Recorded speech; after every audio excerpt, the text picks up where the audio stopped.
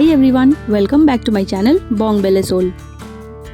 হালদি হলো the final pre wedding অনুষ্ঠান, যেখানে উড বি ব্রাইড বা গ্রুমের গায়ে হলুদ মাখিয়ে এই অনুষ্ঠানটি শুরু করা হয়। বাঙালি বিয়েতে গায়ে হলুদ একটি বিশেষ ঐতিহ্যবাহী অনুষ্ঠান, যেখানে বর ও কনের পরিবারের সদস্যরা এবং বন্ধুবান্ধবরা তাদের হলুদ মাখিয়ে আশীর্বাদ আর তাদের বিবাহিত জীবনের শুভকামনা করে। হলুদ শুধু একটা রং নয়, এটাকে ভীষণ পবিত্র মানা হয়, যার জন্য হলুদ বিভিন্ন পুজোতে বা কোনো শুভ অনুষ্ঠানে ব্যবহার করা হয়। তোমরা বৃদ্ধির ব্লগটায় দেখেছো নিশ্চয়ই, দেবলীনার গায়ে হলুদ বৃদ্ধিতেই পুজোর হলুদ দিয়ে হয়ে গেছিল।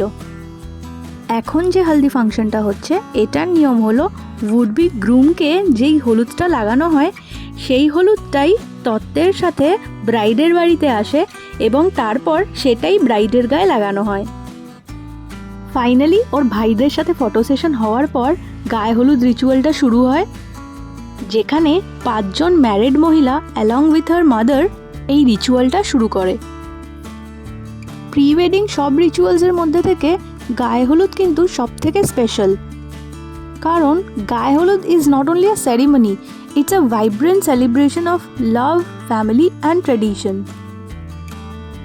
Every detail of the ceremony, from bright yellow color to intricate floral jewelry, একটা আলাদাই এনার্জি এনে দেয়।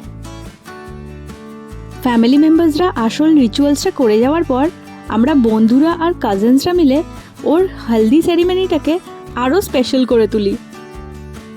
কখনো ফটোগ্রাফার্সের বলা ফিল্মি পোজেস, আবার কখনো বা ক্যান্ডিড পোজেস, সব মিলিয়ে এই সেরিমনিটা কিন্তু আমরা সবাই খুব এনজয় করছিলাম।